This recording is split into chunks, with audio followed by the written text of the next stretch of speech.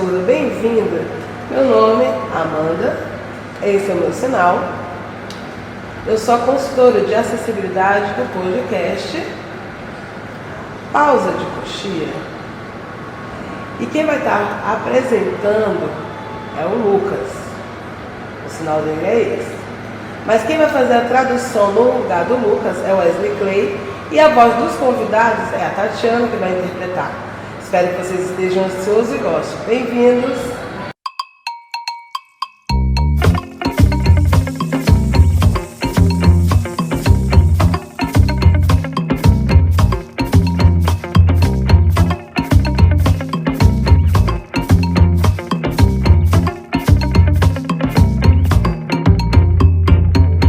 Fala, batucantes! Estamos aqui em mais um Pausa de Cocheia. Hoje com ele, que começou a tocar percussão com 5 anos de idade, orientado por seu pai e mestre, Tony Mola. Aos 9 anos já estava no trio elétrico com Luiz Caldas. Daí em diante trabalhou com Gilberto Gil, Milton Nascimento, Gal Costa, Maria Bethânia, Djavan, Daniela Mercury. A lista é grande, né não, Didalva? Seja bem-vindo aí. Primeiramente, muito obrigado pelo convite, Lucas, de estar participando desse programa, desse podcast com você, e estar dividindo um pouco da minha experiência e no que eu puder ajudar, estarei aqui à disposição. Comecei cedo, né? Comecei bastante cedo com o meu padrinho, né? Tony Mola, pai. Em casa tive música desde cedo. Convivi com muita gente, muitos músicos em casa, tive essa oportunidade, né? E aproveitei, agarrei essa oportunidade, fiz dela a minha profissão, que é a música, né? A coisa que eu mais amo fazer.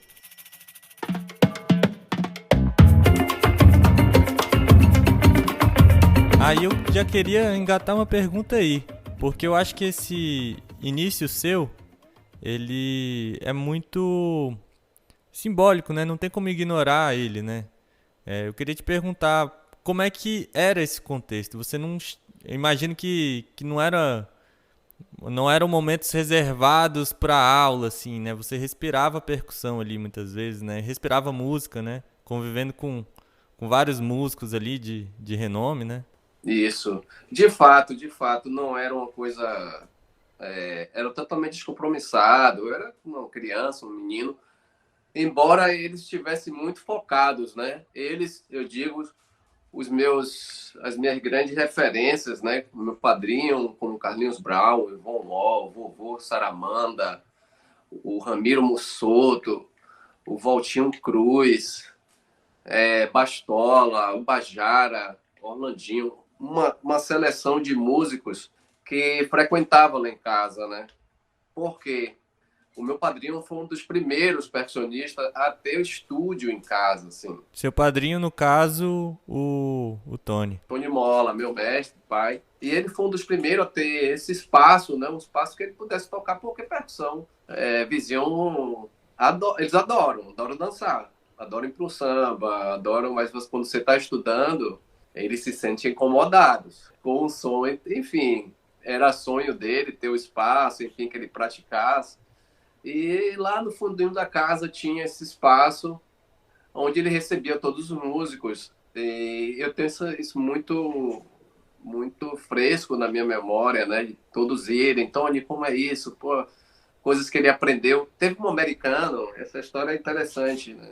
O americano que tinha ido ao Brasil, o John Arucci, para uma pesquisa de campo e tal, um mestrado, que ele estava fazendo uma tese sobre música do mundo e tal, e um dos países que ele foi o Brasil, foi para a Bahia.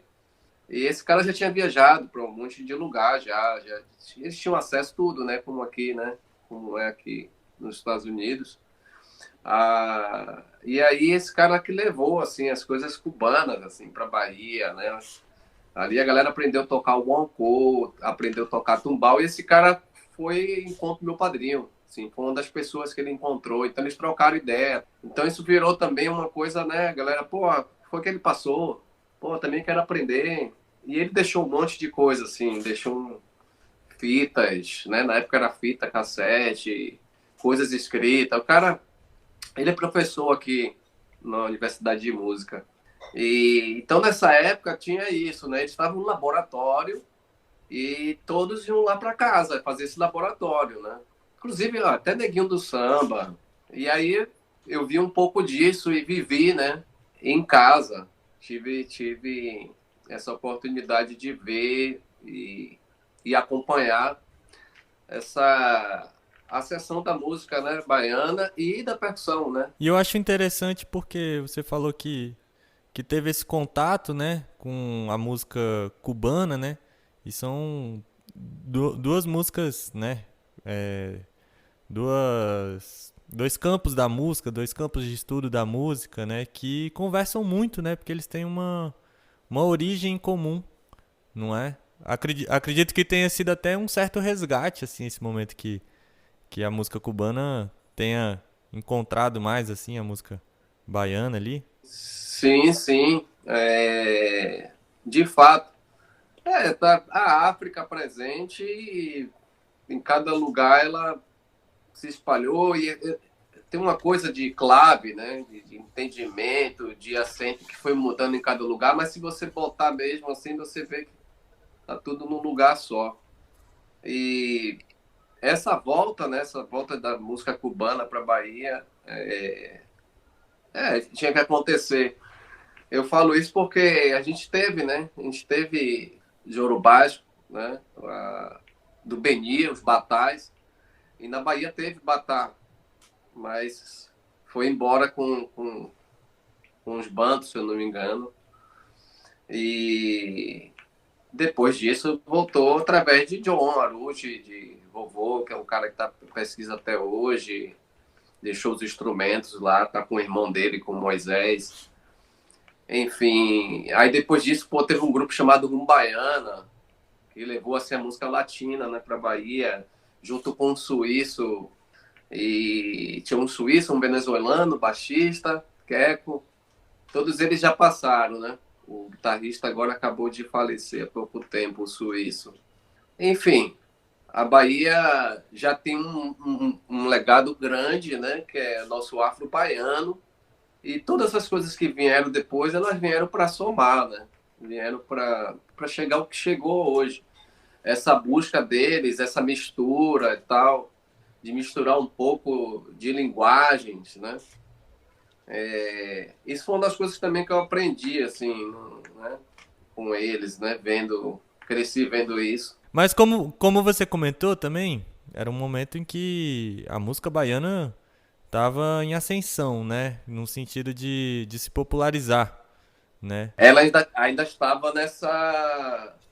Estava no início, né? Anos 80, 82, 83, 84, 85, né? Aí já começa a dar 85, Luiz Caldas já é um artista famoso, né? Um artista, me lembro que Luiz, para sair do trio, Luiz tinha que sair disfarçado. Ele botava, hoje é Abadá, mas na época era Mortalha, Luiz botava Mortalha, se vestia com a roupa do bloco para ele poder sair do trio, assim. Nessa época já estava começando a popularizar, né? Já se fazia o carnaval, o teste de trio, que agora é barra ondina. Antigamente fazia ondina, barra, e não tinha um carnaval ali, era só teste do som, mas fazia para o público de graça ali, né? Você não precisava comprar badá, nada disso. E você fazia o teste ali, era um teste valendo, né? Com o trio andando, tocando o repertório e fazendo um percurso ondina, barra. E nessa época estava começando, né? Aí depois vem Banda Reflexo, que foi a primeira banda a vender 100 mil cópias, né? Ganhando disco de ouro. Inclusive meu padrinho produziu esse disco, né? Junto com a galera, assim. Ele praticamente produziu, não tem o nome dele, mas tudo ali foi ele que fez, né? Mas aí você tava nesse contexto todo e com uma certa naturalidade, né? Que nem você tinha comentado. Sim, com muita naturalidade, sim, né? Descompromissado e divertindo como um menino, né? Você via o palco como trabalho já? Não, eu realmente não enxergava. Eu demorei um pouquinho, assim, para associar que isso realmente era meu trabalho e que eu podia viver disso, que isso era o meu ganha-pão, assim. Eu nunca me ligava muito em grana. Eu queria tocar E fosse onde fosse, quem me chamasse para fazer o trabalho, claro, eram pessoas próximas, com autorização da minha mãe para fazer, ou do meu padrinho, né? Ainda quando eu estava no Brasil, porque ele saiu do Brasil, e aí eu fiquei com meus padrinhos, outros padrinhos, né? Mas era assim, e eu posso dizer, né, que eu sou filho disso, né? Filho do carnaval também, vendo essa coisa, essa ascensão do trio elétrico também, a mudança, né? De tudo, o estilo de música, os carros, de Abadá ou de Imortália para Abadá, da linguagem também, das músicas, tudo que foi se transformando com o tempo, né? E virando realmente um trabalho, né? A Bahia, ela se reinventa o tempo todo, né? E em que momento isso virou uma profissão pra você? Cara, quando eu fui tocar com o Gil, né? Com 17, 18 anos, 17 para 18, na verdade um pouquinho antes, mas assim, ainda não estava efetivo na banda, né? Quando eu entrei para tocar com ele, eu tinha 15 para 16, ficava fazendo o sub do Suzano, no show eletroacústico, e fazia alguns shows de sucesso, que na verdade eu entrei fazendo um show de sucesso, aí depois eu fiz o eletroacústico, não, desculpa, eu falei eletroacústico, mas o Unplugged, né? Aquele show da MTV, aí eu fazia esses subs do Suzano, assim, e depois de um ano, mais ou menos, um ano e meio, foi quando eu fiquei, tipo, eu fui efetivado. Aí eu vi, né, que realmente eu precisava me profissionalizar, né, também. Eu precisava estar no meio de uma galera que já tinha uma estrada. E se profissionalizar não é só questão de tocar, né? Tem toda uma mentalidade envolvida, né? Prometimento, horário, responsabilidade total, assim, né? Responsabilidade de músico velho, assim, né? Mas os caras, tipo, pô, encarar Arthur Maia, encarar Jorginho Gomes, caras com anos de estrada, né? Profissionais, renomados, já que eles tinham gravado muita coisa. E eu era um menino azoado, assim, sabe? Com muita energia, com muita coisa, assim, né? Querendo mostrar muita coisa, mas ao mesmo tempo, às vezes, você não tem maturidade, né? A maturidade musical, a maturidade profissional, né? Mas eu entendi rápido, assim, né? Depois de alguns baques, assim, né? Quais baques? Você tem que chegar no horário. Ó, quando estiver conversando, não toca. Faz parte. Faz parte, né? Mas eles entendiam também. Eles estavam tipo, pô, tô aqui para te ajudar. E eu entendi isso na maior naturalidade e aprendi muito com eles. Mas era isso. Então eu fui me profissionalizando, eu fui vendo aí tem que acertar cachê, tem que acertar isso, acertar valores. E aí foi legal também porque eles foram muito legais comigo, assim, né? Toda a equipe, todo mundo, né? Não pelo fato de eu ser jovem, eu ia ganhar menos que eles, sabe? Não pelo fato de eu estar vindo da Bahia, eu vou ganhar menos. Essas coisas, às vezes, que rola esses choques. E aí eu fui aprendendo, eu falei, não, eu vivo disso, realmente, ó, tenho meus valores, né? Se eu cheguei até aqui, eu tenho meus valores. Então, vamos dar valor que é de valor. É isso. E você chegou a tocar 22 anos com o Gil, é isso? Então, fiquei 22 anos. Fiquei 22 anos. Depois que aí eu fiquei na banda, né, tal. Aí já, pô, pouco tempo depois já caiu um Doce Bárbaros, assim. A gente foi pra... Teve um show em Londres, num teatro, assim, né, daqueles, do hall. A gente já encarei esse show com eles, assim, com a Gal, o Caetano. E teve show da Mangueira também, teve a Bethânia. Aí, cara, eu fui vendo, eu tava fazendo os projetos todos, assim, né? Com o Gil. E o tempo foi passando. Quando eu vi, eu tinha mais de 22 anos tocando com ele. E eu agradeço, né? Por isso, por essa oportunidade de ter vivido com ele, né? E convivido e vivido música e no dia a dia também com ele, né? Porque no início eu morei com eles, né? Quando eu fui para a banda, fui efetivado, eu morei um tempo com eles. Sempre que eu ia para o Rio, eu era de menor, então eu ficava na casa com ele. Então eu convivi, né? Imagino que tenha sido um baita aprendizado aí, né? Sim, também. Era engraçado, cara. Ele, ele ia dirigindo pro ensaio, eu ia com ele dirigindo o carro. E na época ele estava também em transição, assim, de apartamento, ele tinha acabado de comprar um apartamento, eles estavam tudo ajeitando ainda, né? Reorganizando a vida.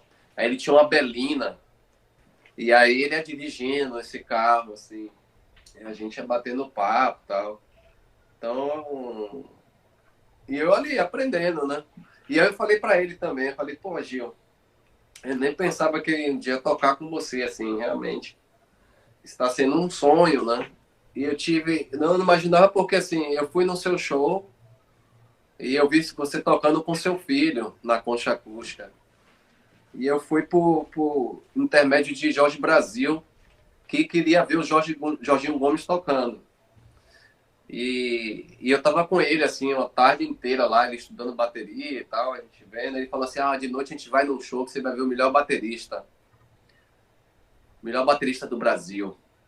Pra mim, o melhor baterista é você, tipo assim, né? Só via ele tocando ali o dia inteiro. Ele, não, tem o Jorginho Gomes. Aí eu fui nesse show com ele na Concha Acústica, em Salvador. E aí eu contei isso pro Gil, né? Que eu vi o filho dele tocando. Ele foi um dos últimos shows também. E depois disso tá tocando com o Jorginho e tá tocando com o Gil, né? Depois de um tempo, claro. Depois de, sei lá, 5 anos, 6 anos, eu, eu tive a oportunidade de conhecer ele. Através do Brau, conheci ele e o Caetano. E aí. Muitas histórias, viu, velho? Eu imagino. Tô tentando tirar o máximo possível aqui, né? Uma das histórias que eu anotei aqui pra te perguntar é de um show icônico na sede da ONU, né? Você esteve lá, não esteve? Pois é, fizemos um show aqui na ONU. Foi um show para paz, né? E ele era um diplomata brasileiro que morreu num ataque no Iraque, né? Um ataque de bomba e tal. Esse cara, Sérgio Vieira de Mello. Isso, eu também tava aqui tentando lembrar. E aí viemos fazer esse show. O Gil já era ministro, né, da Cultura. Ali estava se iniciando o projeto também eletroacústico. Eu comecei a fazer alguns shows com ele, fazia voz e violão, aí depois ele adicionou o Sérgio Chiavasoli, guitarrista, e aí viemos fazer esse show aqui na ONU, no qual eu falei também, pô, eu tô sonhando, né? Entrar na ONU, vamos lá. Meu padrinho morava aqui na época, ainda estava aqui, e foi maravilhoso, né? Foi um show maravilhoso ali, onde a gente teve a oportunidade de estar naquele lugar e tá fazendo uma ação boa, né? Que era um show pela paz, que tinha acabado de acontecer, né? Há pouco tempo tinha acontecido esse atentado. E o Kofi Annan depois veio, o Gil convidou o Kofi Annan para vir tocar, ele tocou assim do meu lado. Foi massa esse dia, foi muito legal. E tá aí, tá na história, né? Tá na bio. Uhum. Puxa, tocar com o secretário-geral da ONU, né?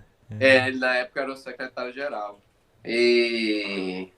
Mas é isso, foi um show pela paz. Isso foi muito bom, assim. Pra gente foi né, lava a alma, né? Pois é, e um show feito aí em Nova York, né? Uma cidade que hoje em dia você mora, né? Tá com a sua família aí, né? Como é que você foi parar aí, Didalva?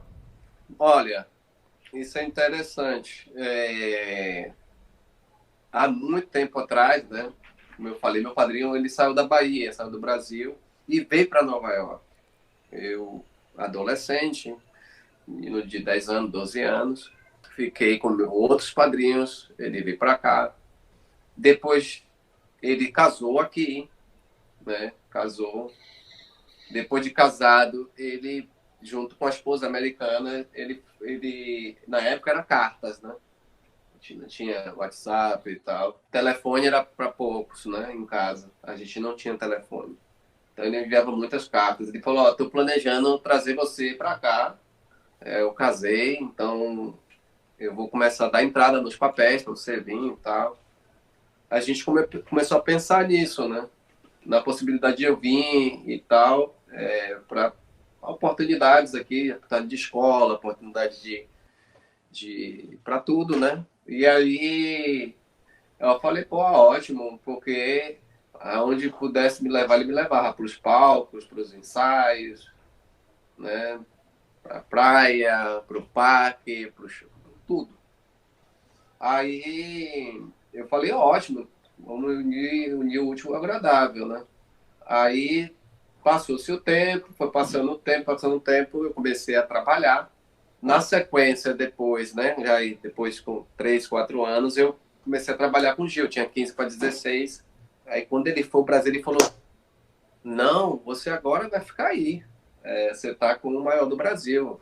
Então, isso, né? Durou 20 anos. Passou-se esse tempo, deu uma estagnada as coisas, deu uma parada, assim. Aí eu falei, pô, é uma oportunidade agora, acho que eu posso ir. Ele estava aqui, nós conversamos sobre isso, aí eu falei, tá, eu vou a Nova York, passo uns dias, vou dar uma olhada, vou ver como é coisa de escola para minha filha, vou ver tudo direitinho, conversei com os amigos e vim. Aí vim, passei 15 dias aqui, vi tudo, arrumei uma advogada que aplicou meu visto o O1, né? Vim para cá como artista. Tudo. Aí, família, tá certo disso? Vamos lá? Vamos. Vai ver todo mundo. Eu, minha filha e minha esposa, sem nada certo para fazer. Eu não tinha um trabalho. Eu contava com meu padrinho, pai, que me ajudou muito, e meus amigos daqui, né, que eu fiz, né? Muitos brasileiros que já viviam aqui. Esses brasileiros eram músicos também? Sim, são músicos, todos percussionistas, artistas. E aí isso durou, do tempo que eu vim aqui e voltei, eu vi tudo, e voltei para o Brasil para organizar tudo, falar com a família, falar, estamos certo disso, foi quase um ano, né? No meio disso, o Gilmar falou, ó, tem um trabalho, não vou falar para você o que é, pode ser que role, para você não ficar ansioso e também não, se acabar não rolando, não ficar frustrado, porque não rolou, né? E aí você, pô, se rolar isso vai ser ótimo. Mas eu vim sem nada. Falei, então não tenho nada para fazer. Arriscou mesmo. Arrisquei, meu padrinho me ajudou bastante. As gigas que ele fazia aqui, ele me colocou para fazer. Você começa a socializar, começa a conhecer gente, também tá na cidade, as pessoas veem que você tá disponível para tocar, né?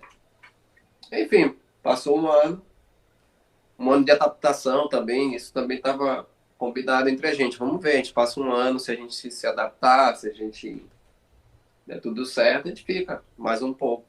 Enfim, passou frio, calor, Saudade. saudade, amigos, família. Você se adequar a uma nova vida também, né? Um novo espaço, né? Eu moro num lugar menor, não tem um estúdio aqui, eu tinha estúdio na Bahia. Um monte de coisa que você vai, né? Botando na caixinha assim, e aí fica ali. Então, aí passou-se um ano, pronto. Peguei o trabalho que o Gilmar tinha falado, acabou rolando. Porque também ele foi adiando, vai começar novembro, vai começar outubro, vai começar dezembro, vai começar janeiro, aí começou em fevereiro, depois de um ano aqui. Exatamente fazendo um ano, eu comecei a fazer turnê com o David Byrne. Fui para turnê, 10 meses de turnê. Mas é engraçado, assim, eu contei toda essa história porque ela se inicia lá quando eu era adolescente. Sim. E é uma coisa que fica na sua cabeça, entendeu? Era uma vontade, era um sonho de vir também, um sonho de aprender a língua, era um sonho de tocar com outros artistas, de fazer outras coisas. Juntou com essa coisa de meu pai estar aqui, meu padrinho estar aqui também, poder conviver um pouquinho com ele aqui, né? Que ele passou a maior parte até os 12, né? 12, eu falei 12, mas eu ia fazer 12 para 13. Aí ele voltou para Bahia, ficou um tempo lá, depois voltou de novo para aqui. Aí juntou essas coisas, né? essa vontade lá atrás de vir para cá, que só se concretizou agora, né? Mas é legal perceber como que esse suporte, né, do Tony, ele foi fundamental, né, em todos os passos que você deu, né? Se não fosse ele aqui, eu não sei se eu viria, entendeu? Não sei se isso. É como eu contei, né? Vem dessa história, mas se ele não estivesse aqui também, talvez eu não viesse, né?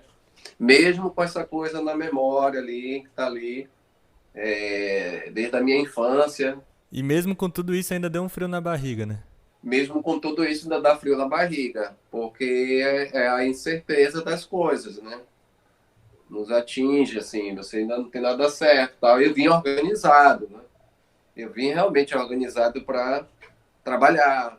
Eu vim com dinheiro, não foi muito dinheiro, mas ajuda pelo menos você passar os meses. É bom você estar organizado nesse sentido para você não ficar desesperado, né? Por falta de trabalho, dinheiro, porque aqui é uma cidade hiper cara, né? Tem um custo alto, assim, viver em Nova York. Mas eu vinha organizado para que não ficasse. Aí tinha esse suporte dele também que me ajudou bastante. As primeiras gigs aqui foi ele, entendeu? Ele me botava no lugar dele, entendeu? Quem que vai Que, fazer isso, né? Todo mundo que faz, né? uhum. Que é a importância de uma rede, né? Essa rede é importante. Isso era uma coisa que ele fazia, desde sempre ele fez. Desde esse início lá do quarto, dessas pessoas que iam lá, e vi muito isso também. Aprendi muito isso com ele. Fiz isso com meus amigos também, né? Então é algo que você já está passando à frente também, né? Você já está dando suporte para outros músicos que estão chegando por aí. Exatamente. Eu sei exatamente o que cada um, né? Cada um passa, que eu já passei. E vi muitos amigos dele passar, e vi dar muito braço a muita gente. Então, é necessário isso, né? Essa troca, esse ato, né? De bondade mesmo, né? Para com o outro, né? E tá ali para dar o suporte que a pessoa precisar, né? Eu só primeiro põe minha máscara e depois põe na pessoa, né? Se eu não tiver como respirar, como é que eu vou ajudar ele, né? Mas sempre que possível, sempre que dá para ajudar, já estende a mão, né? Porque ninguém sobe sozinho, né? Exato. Ninguém faz nada sozinho. Ninguém faz nada sozinho. Não existe isso, entendeu? A pessoa que pensa isso, ela está completamente equivocada. E aí, Didavo, queria te perguntar também, vamos entrar um pouquinho mais nesse assunto de percussão. Queria te perguntar primeiro, como é que os percussionistas brasileiros são vistos aí fora, né? O que que você percebe disso? Olha, os poucos que eu já encontrei aqui, né, e que tive contato, que tive a oportunidade de a pessoa de comentar sobre isso, e o que eu percebi na minha percepção é que a gente realmente tem algo diferente, assim, né? Para ele soa muito diferente. O fato de a gente ter linguagens diversificadas, de poder tocar, né? Se poder adentrar no mundo afro-cubano, no africano, né? De agregar todas essas linguagens, até a própria indiana. Ontem mesmo eu toquei com um baterista indiano. Porra, não toquei com ninguém aqui, nenhum desses bateristas que eu toquei foi igual a esse cara, assim. Tanto do set dele até a forma de ele pensar e tocar, entendeu? E acho também que ele não esperava que eu entendesse o que ele estava fazendo, entendeu? Estou dando esse exemplo que é o exemplo mais recente, né? E aí o cara, sei lá, o Brasil ainda também, para alguns ainda, apesar da globalização, ainda é um lugar para eles eles não acessam o Brasil como eles acessam né, as coisas daqui, né? Eu não digo, não generalizando, né? Mas uma parte depende muito da geração também. Mas eles ainda vê o Brasil ainda como uma floresta, né? Como, sei lá, já ouvi isso.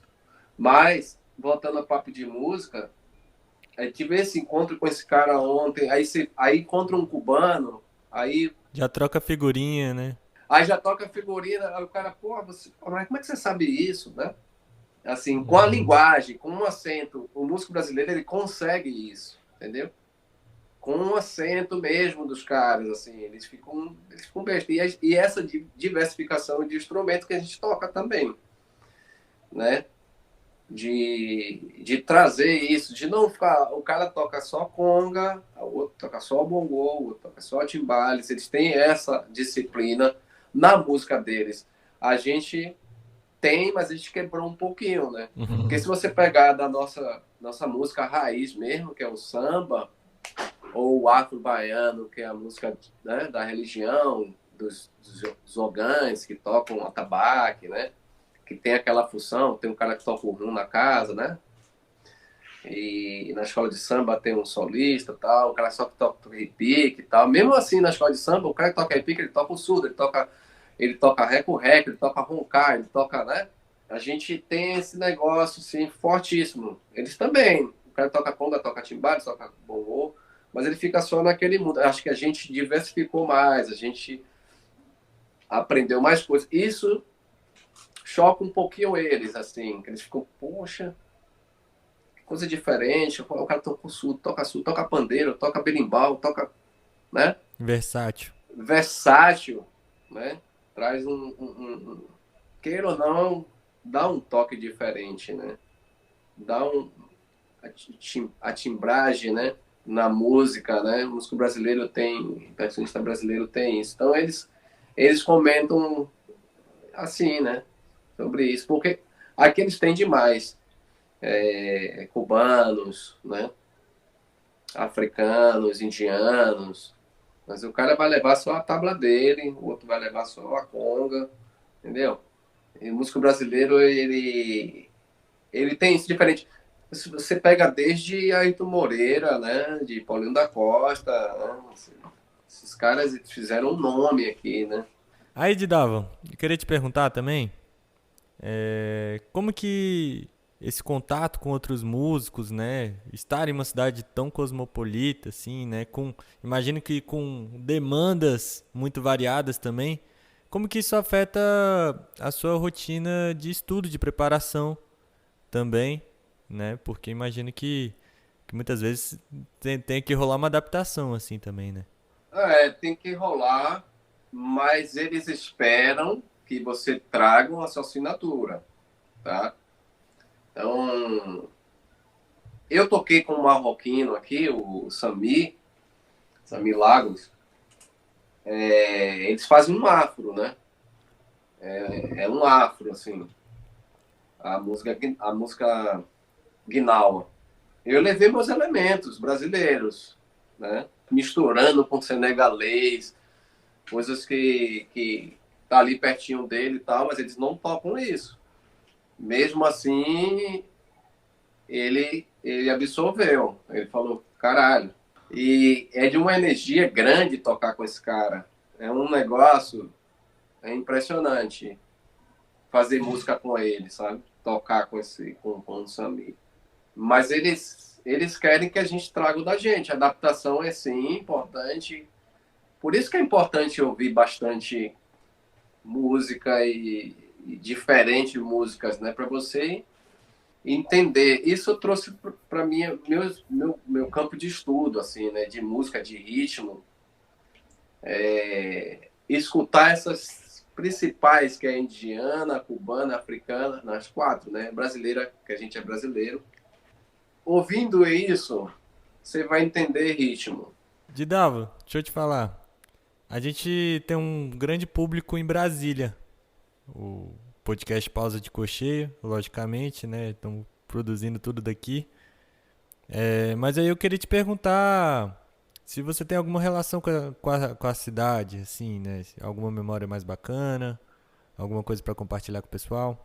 Ah, em Brasília, tive algumas vezes em Brasília, né, tocando no teatro aí com o Gil. Tive algumas vezes também com o Duval, fazendo as festas indoor, né, que ele fazia ali do lado do estádio. E às vezes que eu tive com o Gil aí, minhas voltas que eu dava, eu ia sempre naquela loja que tem ali de música, né, para pegar, comprar partitura, os livros. Tive muitas vezes ali na loja de disco, naquela galeria que eu esqueci o nome. É a Musimed, não? Isso, que, né, tem as lojinhas, né? Brasília é uma cidade maravilhosa, né? Que acolhe, né, gente do Brasil todo, né?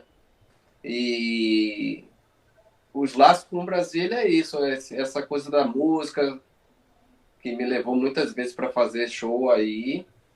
Essa loja de música que eu fui muitas vezes, todas as vezes que eu ia lá para ver se tinha alguma novidade, porque tinha sempre coisa boa. Esse tempo, né, que a gente comprava as coisas físicas, né? E, e um público maravilhoso, né? O público de Brasília é maravilhoso, é bom demais.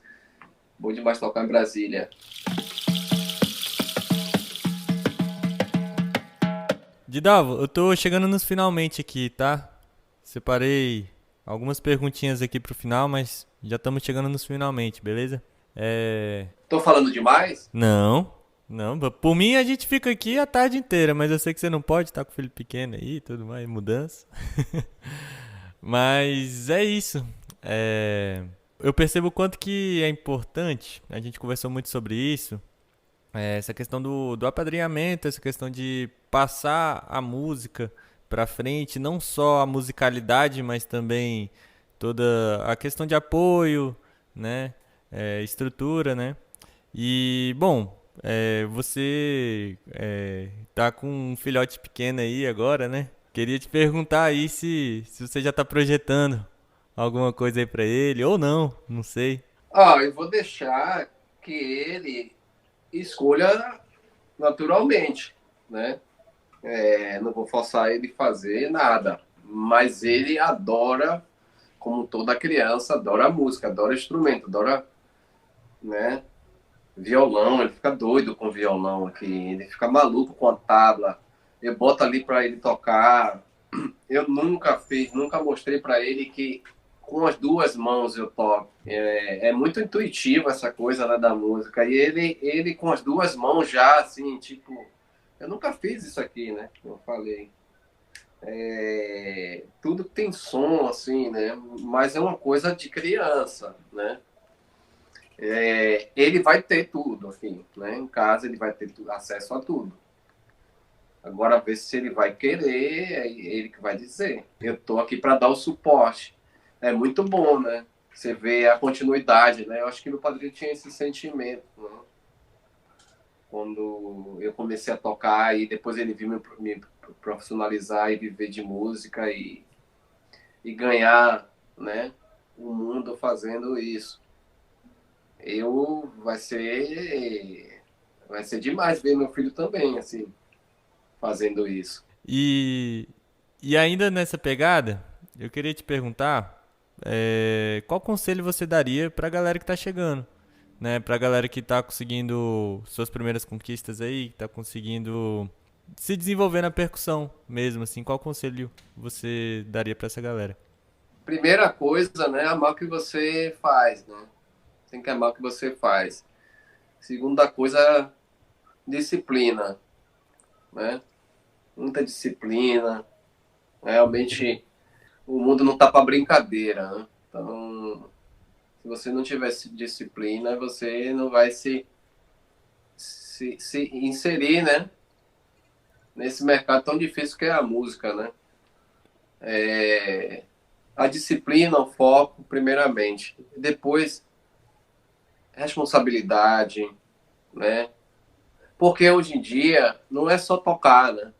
Então, as coisas mudaram um pouquinho. Mas tocar o melhor possível. O melhor que você puder. Sonhe com isso, né? Sonhar é bom. Sonhe que você está tocando, está fazendo o melhor improviso da sua vida. E, e é isso. Não é fácil. Quem disser que é fácil tá mentindo.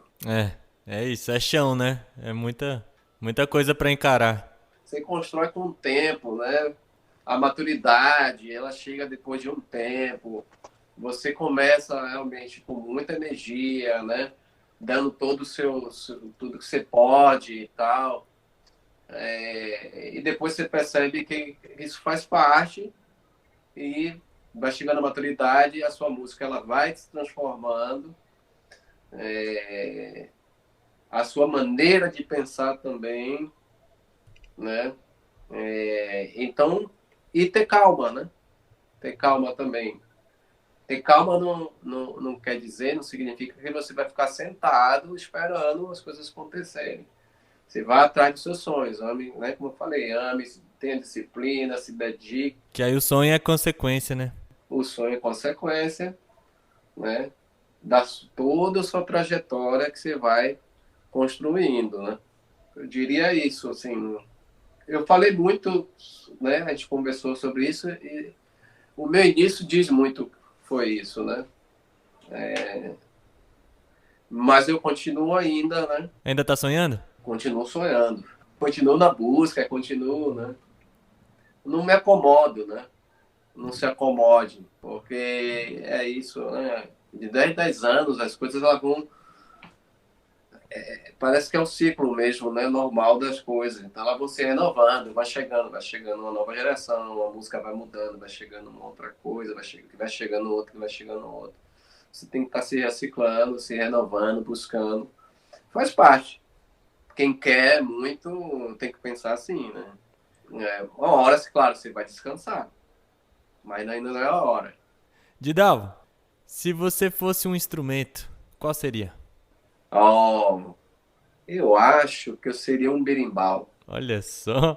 Por quê? Por quê? Com cordas, madeiras, cabaça e afinação. Médio, agudo, grave. Tem tudo, né? Tem terra, cabaça, tem ar. Tem tudo nele, nesse instrumento, né? É um instrumento completo e simples ao mesmo tempo, né? Tem a pedra, tem tudo nele, né? Acho que eu seria um berimbau. É interessante, né? É um instrumento interessante. E é um instrumento que a gente tem que cultivar mesmo, porque já não existe na África, em muitos lugares na África, né? Vamos pontuar isso. Eu conheci uma mulher que toca na África do Sul, que só lá no norte, lá no buraco tal, que tem um brasileiro que agora está levando de novo. Eu vi um programa um dia desses, foi aqui até na CNN. Brasileiro, capoeirista e tal, que está levando de volta, tipo, o berimbau para a África, não lembro exatamente qual cidade foi, não sei se foi Beni ou algum lugar assim. E talvez em Angola, né? Em Angola também tem, mas da forma que a gente toca só no Brasil. Então vamos cuidar dele direitinho. É isso. Didalvo, é isso.